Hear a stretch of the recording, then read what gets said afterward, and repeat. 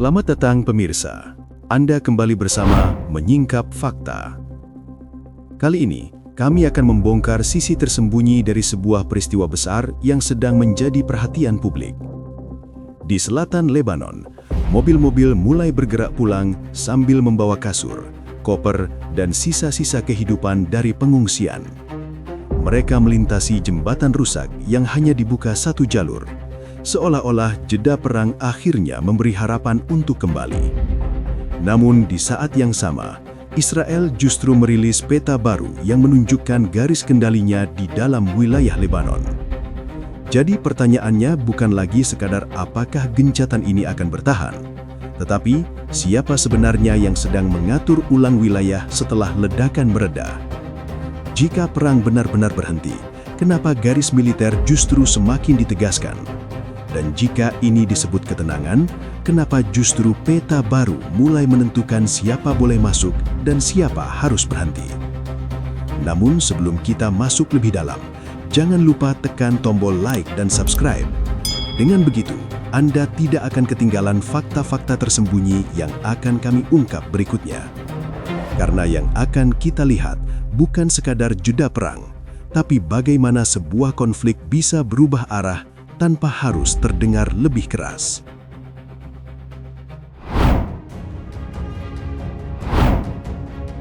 Di mata banyak orang, jeda perang biasanya terlihat seperti pintu menuju ketenangan. Ledakan mereda, tembakan berkurang, lalu harapan mulai tumbuh bahwa keadaan akhirnya akan bergerak ke arah yang lebih aman. Tetapi di selatan Lebanon, gambaran yang muncul pada pertengahan April 2026 justru berbeda. Yang terlihat di permukaan memang tanda-tanda mereda, namun di bawah permukaan, struktur tekanannya masih utuh. Itu sebabnya, sejak awal, gencatan ini tidak pernah benar-benar tampak sebagai penutup konflik. Ia lebih terlihat seperti peralihan dari fase tembak-menembak terbuka menuju fase pengaturan posisi yang lebih dingin, lebih rapi, tetapi tetap keras. Akar ketegangannya sudah terbentuk sejak 2 Maret 2026. Sejak hari itu, front utara Israel kembali aktif setelah serangan dari Hizbullah memicu respons militer besar-besaran ke wilayah Lebanon Selatan. Dari titik itu, konflik tidak lagi hanya berbentuk saling ancam dari kejauhan. Medannya berubah menjadi benturan yang menyentuh desa, jalan, jembatan, rumah warga, dan ruang hidup masyarakat perbatasan. Jadi ketika dunia mulai mendengar kabar jeda pada pertengahan April, yang sebenarnya sedang dibekukan bukan perang yang sudah selesai, melainkan perang yang masih menyisakan posisi, luka, dan tujuan militer yang belum ditinggalkan. Lalu datang tanggal 14 April 2026. Di Washington, Israel dan Lebanon menggelar pertemuan langsung pertama dalam puluhan tahun. Ini penting bukan hanya karena pertemuan itu langka, tetapi karena momen itu memberi kesan bahwa jalur diplomasi akhirnya dibuka setelah suasana berkali-kali mendekati ledakan yang lebih luas. 2 hari kemudian, tepat pada 16 April 2026, lahirlah penghentian permusuhan selama 10 hari. Di atas kertas, langkah ini tampak seperti fondasi untuk meredakan kawasan. Pemerintah Lebanon didorong mengambil langkah nyata agar tidak ada serangan lagi ke target Israel. Pada saat yang sama, angkatan bersenjata resmi Lebanon ditekankan sebagai satu-satunya pihak yang memegang tanggung jawab pertahanan negara. Tetapi justru disitulah letak ganjalannya. Kesepakatan yang mulai berlaku pada 16 April 2026 itu tidak memaksa Israel langsung mundur dari Lebanon Selatan. Pasukan Israel tetap berada jauh di dalam wilayah tersebut. Dari sudut pandang militer Israel, posisi itu dianggap perlu sebagai lapisan pengaman untuk mencegah ancaman menyentuh komunitas di utara Israel. Dari sudut pandang politik, ini berarti ada sesuatu yang sangat penting sedang dijaga. Jadi sejak hari pertama, jeda ini memang tidak dibangun sebagai tanda bahwa semua pihak kembali ke titik semula. Yang terjadi justru sebaliknya. Garis depannya masih ada, pasukannya masih bertahan, dan ruang geraknya masih terbuka. Karena itu, suasana tenang yang muncul setelah 16 April 2026 itu terasa rapuh. Kata gencatan terdengar menenangkan, tetapi kenyataan di lapangan belum memberi bentuk damai yang utuh. Dalam konflik seperti ini, ketika pertempuran dihentikan tanpa penarikan posisi yang jelas, artinya bukan keadaan sudah beres. Artinya panggung sedang disusun ulang untuk fase yang berikutnya. Itulah sebabnya pada hari-hari awal jeda ini, perhatian tidak cukup diarahkan pada bunyi senjata yang berkurang. Yang jauh lebih penting adalah melihat apa yang tidak berubah. Pasukan belum pergi, tujuan keamanan Israel belum bergeser, dan wilayah selatan Lebanon masih diperlakukan sebagai ruang yang belum sepenuhnya kembali ke kendali sipil. Dari sanalah ketegangan berikutnya mulai terbentuk. Beberapa hari setelah jeda mulai berjalan pada 16 April 2026, situasi di lapangan mulai memperlihatkan kontras yang tidak mudah dijelaskan dengan satu kata. Di satu sisi, arus kendaraan dari arah utara menuju selatan Lebanon perlahan meningkat. Keluarga-keluarga yang sebelumnya mengungsi mulai mencoba kembali, membawa apapun yang tersisa dari kehidupan mereka. Kasur diikat di atas mobil, koper disusun seadanya, dan barang-barang penting dibawa dengan harapan bisa memulai kembali dari titik yang nyaris kosong. Ini adalah momen ketika rasa aman mulai diuji oleh kenyataan. Di jalur menuju jembatan Kosmie, kepadatan kendaraan menjadi pemandangan yang tidak bisa dihindari. Jembatan itu sendiri tidak sepenuhnya pulih, hanya satu jalur yang dibuka setelah kerusakan sebelumnya, memaksa kendaraan bergerak perlahan, bergantian, dan penuh kehati-hatian. Orang-orang tidak hanya membawa barang, mereka membawa harapan bahwa wilayah yang mereka tinggalkan sudah cukup aman untuk dihuni kembali. Namun di saat yang sama, medan yang mereka tuju belum benar-benar kembali seperti sebelum konflik. Lalu datang tanggal 19 April 2026. Pada hari itu, militer Israel merilis peta garis penempatan barunya di Lebanon Selatan. Ini bukan sekedar informasi teknis atau pembaharuan posisi pasukan. Ini adalah pernyataan terbuka tentang bagaimana ruang di wilayah tersebut sedang diatur ulang. Garis yang ditampilkan membentang sekitar 5 hingga 10 km dari perbatasan ke dalam wilayah Lebanon. Di dalamnya terdapat puluhan desa, sebagian besar sudah kosong karena dampak konflik sebelumnya. Dengan satu langkah ini, peta tidak lagi hanya menggambarkan situasi, peta itu menjadi alat untuk mendefinisikan kendali. Yang membuatnya semakin penting adalah cara garis ini dipahami di lapangan.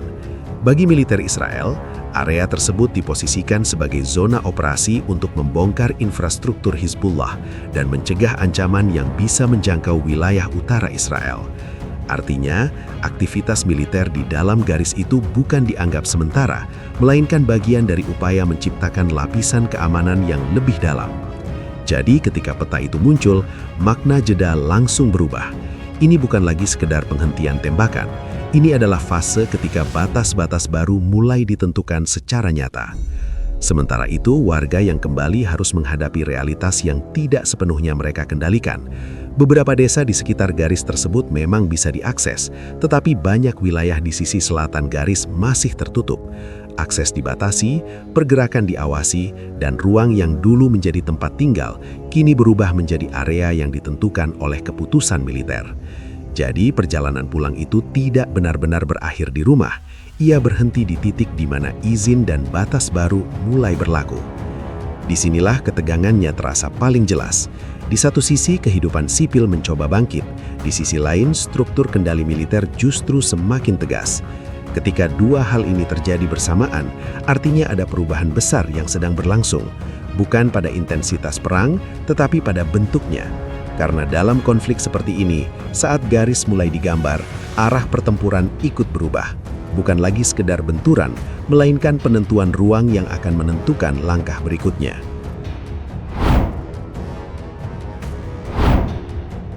Setelah peta itu dirilis pada 19 April 2026, arah pergerakan konflik mulai terlihat lebih jelas. Bukan dari suara ledakan, melainkan dari pola yang terbentuk di balik keputusan-keputusan militer dan politik. Beberapa hari sebelumnya, pada 15 April 2026, Netanyahu sudah memberi sinyal bahwa Israel akan terus memperkuat zona keamanan di Lebanon Selatan sambil tetap membuka ruang negosiasi. Lalu pada 17 April 2026, ia kembali menegaskan bahwa struktur keamanan yang lebih dalam sudah mulai terbentuk di sepanjang perbatasan utara. Jadi ketika garis kendali akhirnya ditampilkan secara terbuka, itu terlihat sebagai lanjutan dari rencana yang sudah dipersiapkan, bukan langkah spontan yang muncul tiba-tiba. Dari sudut pandang Israel, pendekatan ini memiliki dasar yang jelas. Serangan yang terjadi sejak 2 Maret 2026 telah menciptakan tekanan nyata di wilayah utara mereka. Ancaman yang datang dari perbatasan tidak lagi dianggap sebagai gangguan sesaat, tetapi sebagai pola yang harus dihentikan secara permanen. Karena itu, membangun zona pengaman di dalam wilayah Lebanon dilihat sebagai cara untuk menjauhkan risiko sebelum mencapai wilayah sipil Israel. Dalam logika ini, garis yang ditarik bukan hanya batas fisik, tetapi juga alat untuk mengontrol potensi ancaman sebelum berkembang menjadi serangan yang lebih besar. Namun, di sisi lain, realitas yang dihadapi Lebanon jauh lebih kompleks. Dampak konflik telah menyentuh ribuan keluarga, menghancurkan infrastruktur, dan memaksa banyak orang meninggalkan tempat tinggal mereka dalam waktu singkat.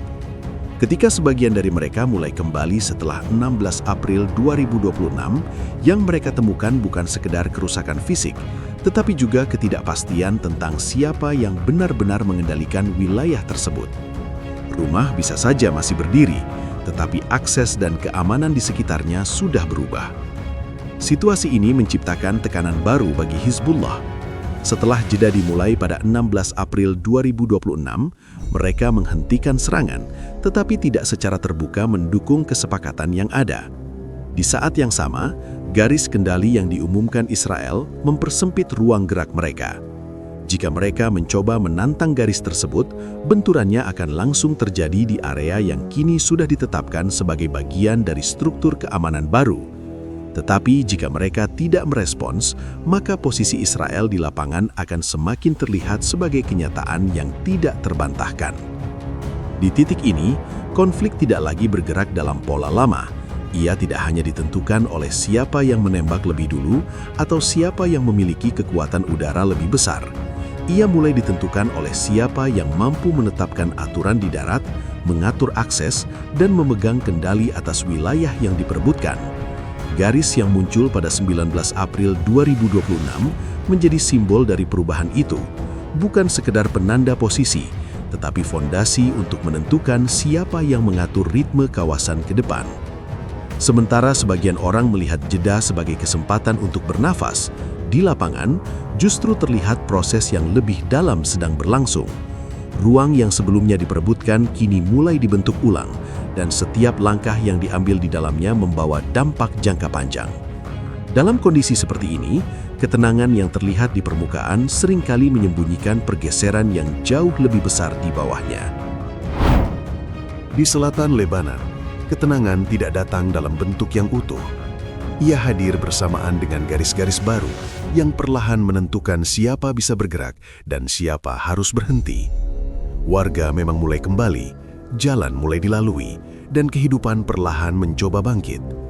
Namun di saat yang sama, batas-batas yang tidak kasat mata mulai mengatur ulang ruang yang mereka pijak. Apa yang terlihat seperti jeda, ternyata juga menjadi momen ketika arah konflik dibentuk ulang tanpa suara yang terlalu keras. Demikian rangkaian fakta yang berhasil kami singkap hari ini. Jangan lupa subscribe ke channel Menyingkap Fakta dan aktifkan lonceng notifikasi agar Anda tidak ketinggalan pengungkapan fakta-fakta penting lainnya. Menyingkap Fakta, mengungkap kebenaran di balik setiap peristiwa. Sampai jumpa pada fakta berikutnya.